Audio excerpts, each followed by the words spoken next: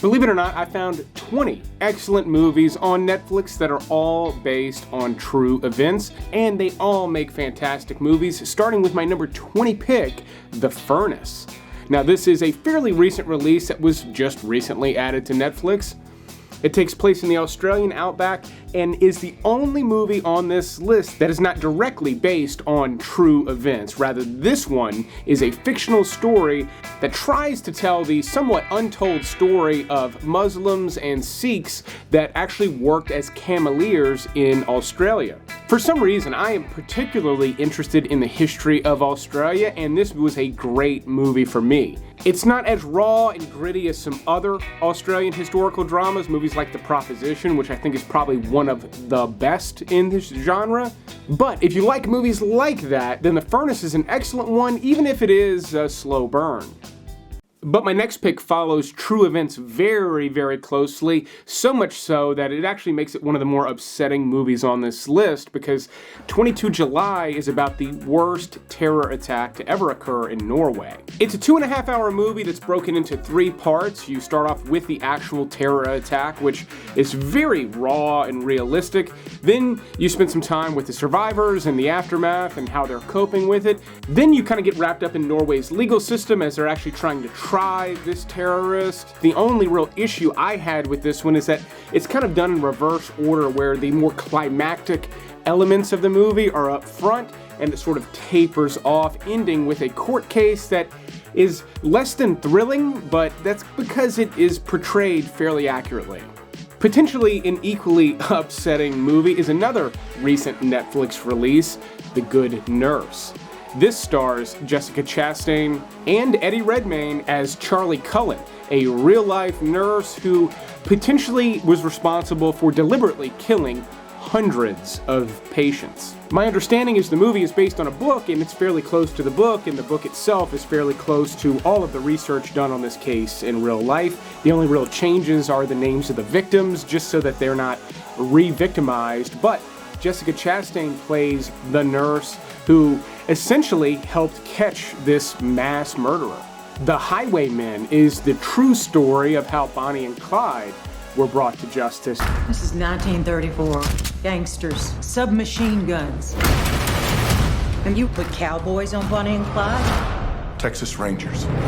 Now, there's the classic film, Bonnie and Clyde, which sort of took a more romantic look at the two of them, not just their romance, but the bank robbing and everything in that movie feels like it could be kind of fun, and it works for the original Bonnie and Clyde movie because of the way that that movie ends.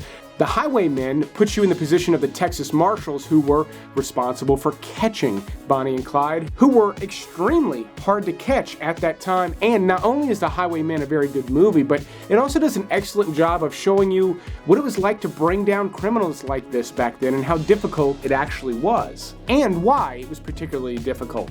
There's some great performances in this one, and as much as I love the original Bonnie and Clyde movie, I actually really appreciate that there's this other side of the story, and I actually think those movies go pretty well together, even though there's about 50 years separating the two productions. If you like spy movies, I've got a great one that accurately depicts true events in Operation Finale. This actually stars Oscar Isaac and Ben Kingsley as one of the more infamous Nazis to have escaped after World War II. If you didn't know, a lot of Nazis escaped all over the world, but many went to Argentina for some reason, and Kingsley actually plays Adolf Eichmann, who was the architect, essentially, of the Holocaust. Very similar to 22 July, this movie doesn't climax with the capture of this war criminal. Rather, you see the planning, the execution, the interrogation, everything involved with bringing this guy to justice, and the movie itself can be a little dry as a result, but it also feels very authentic. This is not a thrilling spy action movie by any stretch of the imagination, but my understanding and the research I did for this video, it accurately depicts this entire operation.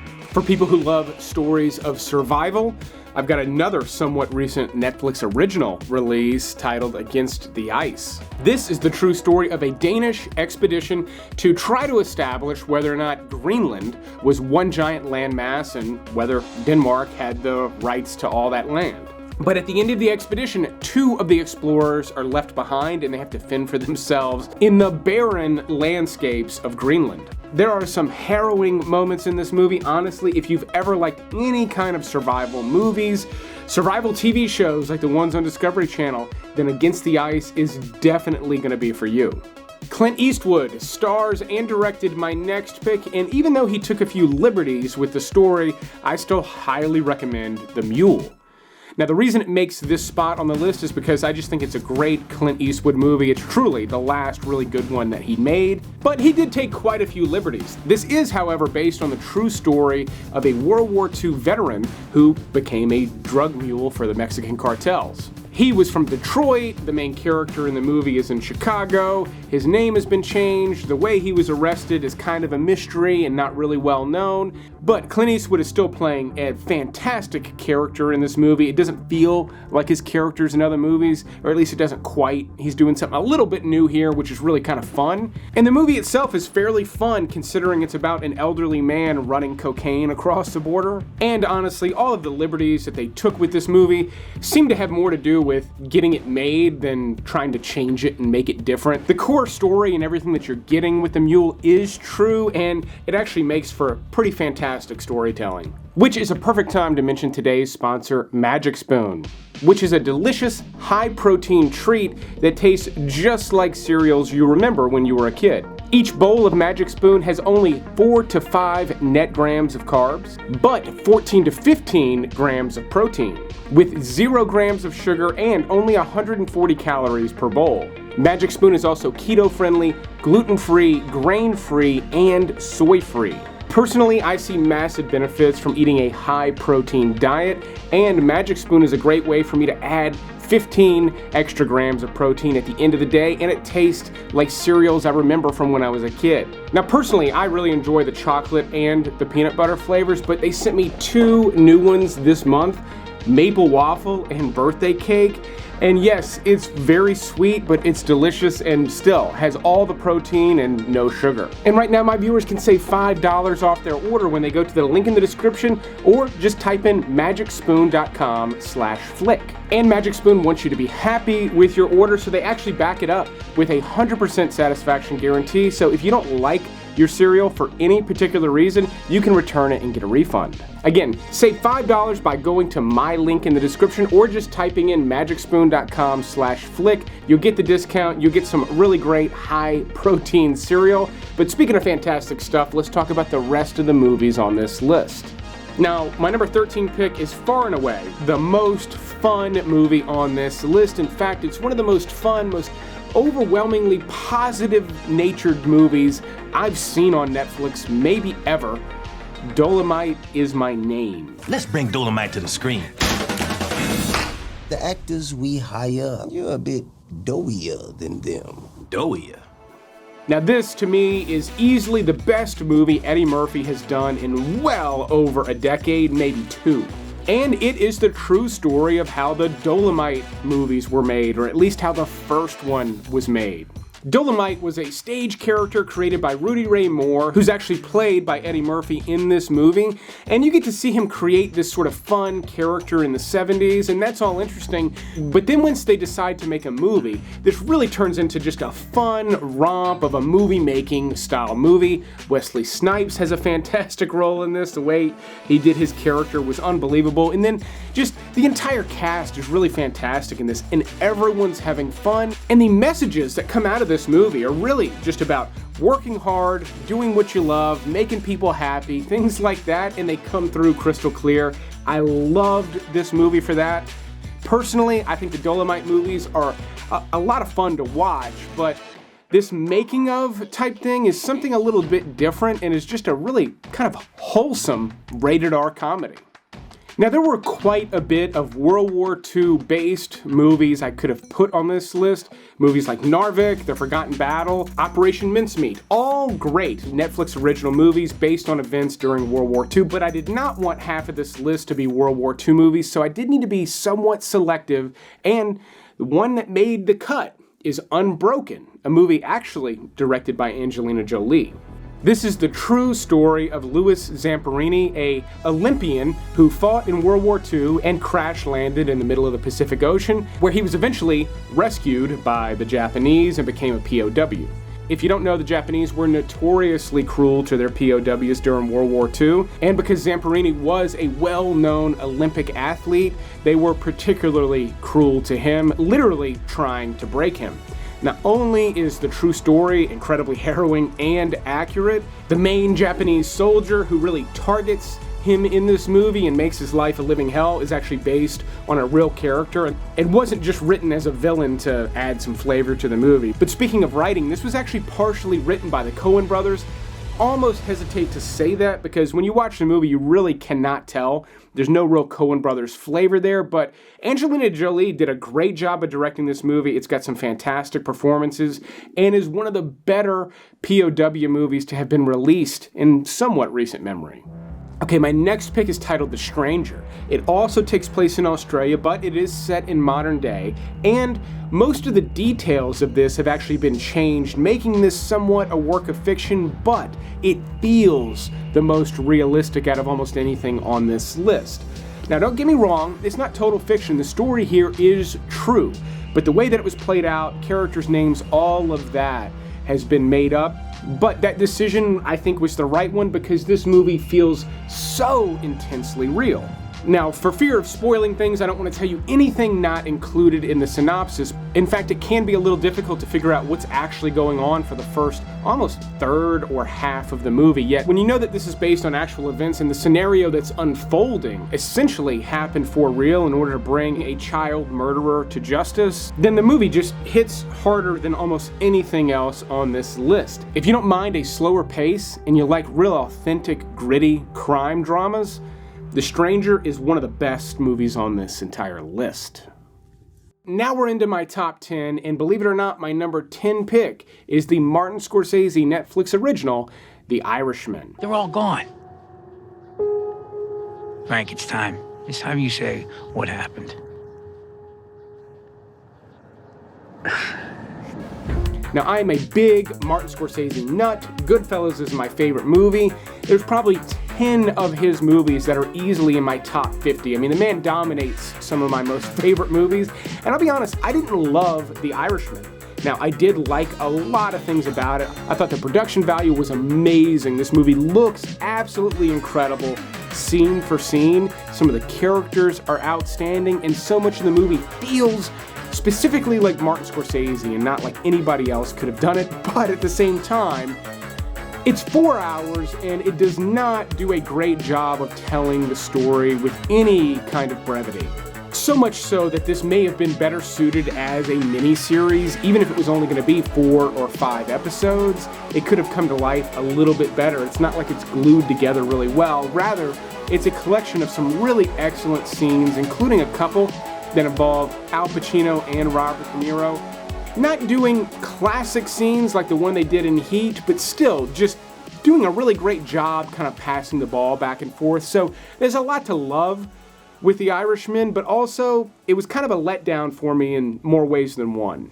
My next pick is another historical drama that has some stunningly cinematic sequences in it, but it is the tale of Robert the Bruce and his rise kind of immediately following the events of the movie Braveheart. In fact, in Outlaw King, you even see a portion of William Wallace's body from the final moments of Braveheart. But Outlaw King feels fairly different than Braveheart.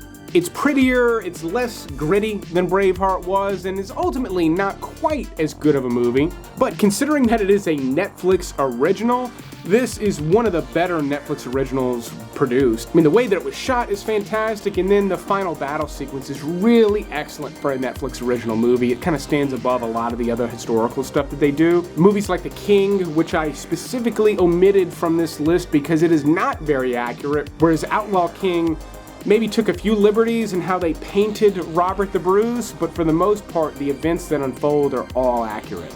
My number 8 pick is another one where a lot of liberties were taken. You're essentially watching a fictional story that is loosely based on actual events that took place in Iran. Holy Spider is about a serial killer in Iran who was murdering prostitutes. But he was doing so in the name of all that is good. He was eradicating Iran of all the unclean women. That was kind of his take, and chillingly, he wasn't the only one to have that take, which makes this very different from any other serial killer movie you could think of. Any other time, there's a crazy person that's killing people, and someone, the hero of the story, has to hunt them down and find them.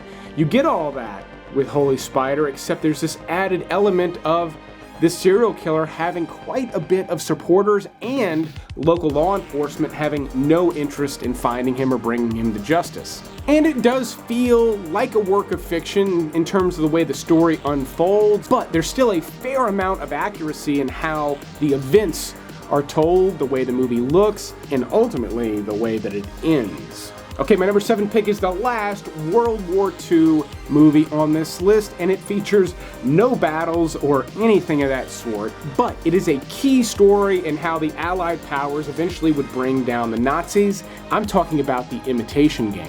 Now, I would actually put this movie in a similar league as Oppenheimer. As interesting as scientific advancements like this are, it's difficult to bring them to life on screen and make them cinematic. I thought Oppenheimer did a great job of making this story about a scientist come to life and have its own breath and life force. The same thing could be said about the Imitation Game. The characters are all great, the story is gripping, and ultimately what you're watching through the duration is not just how we figured out how to beat the Nazis' code, but it's also how we figured out how to build the modern day computer. And that's where this movie really takes off. I mean, there are some other themes involved, but seeing the development of the first computer as a way to defeat the Nazis who were trying to take over the entire world, it sounds like it's made up, and it absolutely is not, and it's absolutely a fantastic movie. Now, another one that took a lot of liberties, but just it resulted in it being a better movie, is American Hustle. Now, believe it or not, this wild caper type story is true. In fact, most of it is true, but it's amped up a bit. Some of the characters have quite a few things invented to make this story have more flavor, and I personally think it works. This is a really fun movie with some wild characters, particularly Jennifer Lawrence. I love her in this movie. She's an absolute animal, and I love it. But they made up like the love triangle thing. Bradley Cooper's character is not based on one particular character, rather multiple FBI agents. Yet, still, the way that this thing plays out and the way the FBI was involved, it's all fairly accurate. In fact, the only things they did make up were done to make the movie better, and I really think they did a bang-up job with this one. I mean, to me, it's always cool to see fairly famous actors just doing wild, wacky stuff, and this movie's loaded with it, and you can tell they're all having a good time. I would love this movie if it were a complete work of fiction. The fact that it is fairly true makes it all the better. Now, looking at the list, most of the titles I've covered so far, with only a few exceptions, have come out just in the past couple of years. But my next pick is a 90s gem that is a World War II era film, but A League of Their Own is actually about women's baseball. Are you crying? No. Are you crying? Are you crying? There's no crying. There's no crying in baseball! Or rather, the development of a women's baseball league, because all of the men were out fighting World War II. Or at least too many were to maintain the men's league. Now, like a lot of the other movies, this one takes quite a few liberties. For example, Tom Hanks's character is not a real person, rather he's based on a couple of characters. But all the little nuances in A League of Their Own are all based on reality. There really were two famous sisters that played. And a sign that this is an excellent movie is it's 30 years old, it's about women's baseball, a thing that doesn't even exist anymore, and it is thoroughly entertaining. Okay, longtime subscribers know I'm a big gangster movie guy, and one of the better ones to have come out of the 90s, maybe just behind Goodfellas and Casino, is Donnie Brasco, starring Johnny Depp. Now, Donnie Brasco was a real person who was undercover in the mob for an incredibly long period of time. I particularly love Al Pacino's performance in this movie because he's playing sort of this aging, washed-up gangster who never really made anything of himself. The opposite of his role in The Godfather, and it's kind of cool to see him bookend that portion of his career with these two characters. Michael Madsen is particularly good in this movie. There's really fantastic scenes in it, and I will say Johnny Depp, he didn't do a whole lot of roles like this. He's always kind of doing these rich, over-the-top, fanciful type characters, yet on a movie like this where he's kind of playing it straight, he's still bringing a lot of life to screen. I mean, there's a reason the guy is as famous as he is, and Donnie Brasco happens to be one of my all-time favorite movies of his. Now, 22 July, my number 19 pick, was actually directed by Paul Greengrass, who has done some of the most realistic movies of all time. My next pick being one of those, Captain Phillips. I want $10 million. Don't get in there. Gotta get him off the ship. Not like this.